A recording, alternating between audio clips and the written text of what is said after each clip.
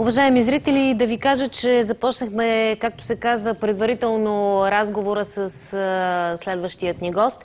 За мен е удоволствие да кажа добре дошъл на главния диригент на Държавна опера Пловдив. Алексей Измирлиев е в нашото студио. Така малко след официалната пресконференция за старта на сезон 2010-2011. Здравейте! Добре сте дошли. Благодаря ви, че сте тук. И аз ви благодаря. Пловдив ви посреща днес. Говоря за официалния старт на новия сезон с хубаво време. Дано да ви върви, т.е. да върви на вас и на хората, които се трудят в вече Държавна опера Пловдив. Да. Уви. Уви, казвате, имайки предвид, че вече не е оперно-филхармонично дружество, или? Не, това е оперно-филхармонично, на което аз казвам ОФЕ дружество, с голяма алюзия към бившите отечествено-фронтовски клубове, защото това беше нещо изкуствено, което беше създадено в 1999 година. Бяха съединени най-добрите български оркестри с съответните оперни театри в съответните големи градове Варна, Русе, Бургас и Пловдив. И това нещо доведе до едни кошмарни последици, защото прекрасните симфонични оркестри бяха на практика унищожени. Защо унищожени? Защото едно е човек, който свири на сцената в 80, 90 или 100 човека колектив, и друго е, когато влезе в кошарата и се превърне в един акомпаниатор. Много е хубаво също, но е просто друга дейност. Тоест не ви харесва солист, оркестрант или много как? Ми харесва, много напротив, в опера много ми харесва, но това е много комплексно изкуство, вътре са заложени много неща, много трудно се получава. Много големи диригенти не искат да работят в опера. Моят учител Серджо Челебяки каза: аз нямам такъв слух да възприема всичко това, което се случва на сцената, и затова никога не дирижирам опера. Най-големият диригент на последните 20 години. Но в крайна сметка нямаме балет вече. Нямаме балет, нямаме на практика и опера. Имаме само на теория. Защо? Няма сграда. Я идете във Виена, влезте в Виенската щатсопера, дори в по-втората Фолксопер, да видите какво чудо, каква приказка. Хората идват облечени с вечерни облекла, чисти, напарфюмирани, измити, сресани, с прекрасни... Това някакъв укор ли към българската публика? От към това чисти, не е укор, измити, не. сресани? Просто няма къде тези хора, които искат да дойдат да си покажат и облеклата, защото това също е част от спектакъла. Защото когато една прекрасна дама си купи едно визонено облекло, тя би могла спокойно да отиде вечерта на опера и да каже на другата, която вече го има: виж, и аз имам също. Разбира се, това е част от спектакъла. Преди години обаче. Преди години, да. Но в бъдеще, надявам се, че ще има. Аз скоро минах покрай бившия синдикален дом, който в момента се превръща, вероятно, казвам вероятно, защото не съм много убеден, в новия оперен театър на Пловдив. Там един чукаше нещо с един чук. Отвънка всичко изглеждаше нормално, много красиво изглежда. Сега не знам вътре на какво да реже всичкото. Но като знам темповете, с които се реставрираше Старозагорската опера, които продължиха, просто не искам да кажа колко. Аз съм страхотен песимист, че ние скоро ще влезем. Дано, защото искаме да открием новата оперна сграда. Все пак, ако трябва да се върнем към нещастието с Старозагорска опера, това да се изгради след пожар една сграда, и то горяла много масивно, е трудно. Но знаете ли Старозагорската община как се грижи за своята опера? Първо, това укор към Пловдивската ли? Никакъв укор не е. Това е просто комплимент към Старозагорската община. Те се грижат, там има хора, които ходят непрекъснато на опера, кметове, заместник кметове, вътре се знаят проблемите и отпускат една много голяма сума. Ние продължаваме да очакваме една сума от Пловдивската община. Говорите за 200 хиляди лева? Да, но сега кмета каза, че до нова година ще ли дадат 100 и кусур хиляди, пък после ще ли дадат още, пък сега чувам, че няма ли да ги дадат. Напротив, много им е трудно. Аз просто ги съжалявам. Аз се очудвам как така с лека ръка те казват: ние ще дадем това нещо, като знам каква немотия е в момента. Ами кмета застана зад каузата да се спаси. Знаете, че тук се говореше въобще за закриването на... Да, знам, аз съм абсолютно в течение на цялото това нещо, знам какво е и приветствам амбицията на хора, които искат да се заемат с кауза.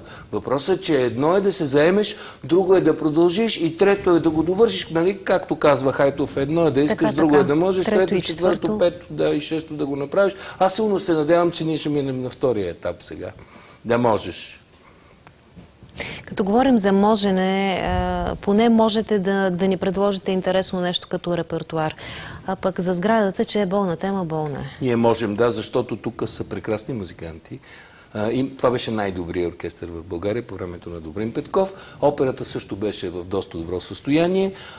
Сега изнесохме една тоска в Западна Европа, в Холандия и в Белгия с един полски импресарио, който поиска да работи с нас и имаше изключителен успех. Тя се подготвя 20 дена предварително тук. Направи се една генерална репетиция пред полската публика, без пари, понеже нямаме сграда. Разбирате, това, което правим на концертната сцена като опера е едно читалищно събитие. Ние нямаме възможност. Ние трябва да влезем да се видят декори, да се видят костюми, да се види осветление, да се види грим, да се видят перуки. Това всичко, което е част от театъра, ние го нямаме.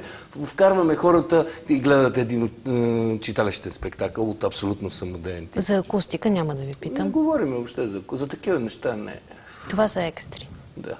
Дай Боже, понеже заговорихме за синдикалния дом, да стане там също...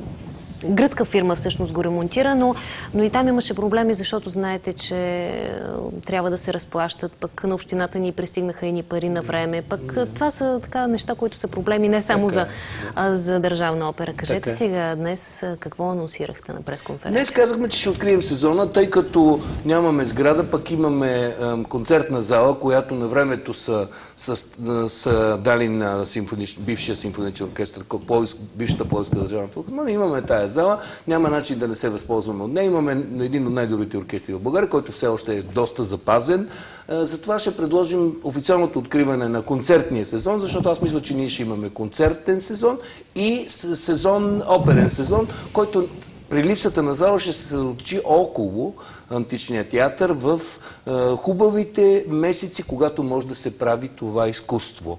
Там е изумително като акустика, много хубаво е за сцена. Сега осветлението не може толкова качествено да се направи, но там би могло да се прави нещо, както италианците казват, на стаджоне. Това е един период, в който се играе интензивна опера и в друг период, в който се правят интензивно симфонични концерти. Сега на 29-ти каним пловдивската публика да се върне отново в концертната зала, защото тук от година и половина не е имало така истински симфоничен концерт, откакто напусна Георги Димитров, който след Добрин Петков и Димитър Манолов беше третия от големите български диригенти, които се занимаваха с този оркестър. Затова сме избрали една програма, която е в репертуара на всички големи симфонични оркестри, но е любима за всякакъв вид публика. Какво?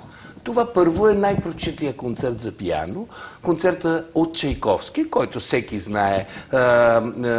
Като чуе, казва, ето това е моя концерт, с един прекрасен млад български пианист, който многократно гостува в Пловдив, Георги Черкин. Избрали сме най-прочутата симфония, която се казва Фантастична симфония. Малко Берлиоз? Берлиоз, да. Това е изключително произведение. Плюс това, преди 30 години, когато Добрин Петков за първи път ме покани в Пловдив, аз издирижирах тази симфония. Той ми казаше, Надебе, това е рано още за те, млад си още, ама нали знаете, младите общо взето не знаят какво правят. Навършват се 30 години от тогава и аз четох, че вероятно сега с опит и с годините бих могъл малко по-хубаво да издирижирам от тогава и понеже сме българи, най-прочутото българско произведение. Българска рапсодия Вардар от Панчо Владигеров. Това всеки човек го знае, познава го, обича го. Дори може да каже, тези свирят, но Берлинската филхармония са по-добри от тях. Или да каже, Берлинската филхармония свирят много хубаво, но тези също не им отстъпват.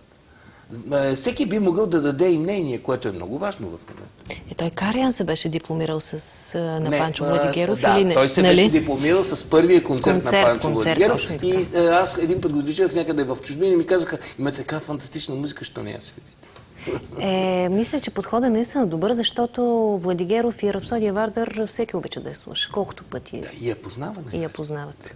Берлиоз, така... Не за всеки. Берлиоз не я познава всеки, но това е първата програмна симфония. И всеки би могъл да си въобрази вътре това, което него го вълнува, неговия живот как е преминал. Защото младият Берлиоз, без да знае нито една дума английски, е присъствал на премиерата на Хамлет в Париж, където се е явила една фантастична ирландска актриса Хариет Смитсън. Той я е видял и в следващия момент се е влюбил безумно в нея. И това е... Значи 29-ти първото събитие. Да, на живота и здраве. събитие, Добре. да. Предстои ви наистина много работа, смисъл такъв, че няма да ви е лесно. Много ще ни бъде трудно. Това, което заварихме, беше в изключително окаяно състояние. Всичкото наследихме много дългове от бившето ръководство. Имаме много големи затруднения във всяко едно отношение. Но силно се надяваме, че хората, които ни подкрепят, ще бъдат все повече и повече. И основно вие ни подкрепите много. Днеска си сипаха такъв огромен куп журналисти на нашата Това е интересна пресконференция. тема за колегите журналисти и ще бъде. Надявам се. Чувствайте се поканен пак Благодаря. отново в студиото. Беше Благодаря ви много на мен приятно. също. Желая ви успех. Уважаеми зрители, ще продължаваме да ви държим в течение с проявите на Държавна опера Пловдив. И наистина за мен беше удоволствие да говоря с главния диригент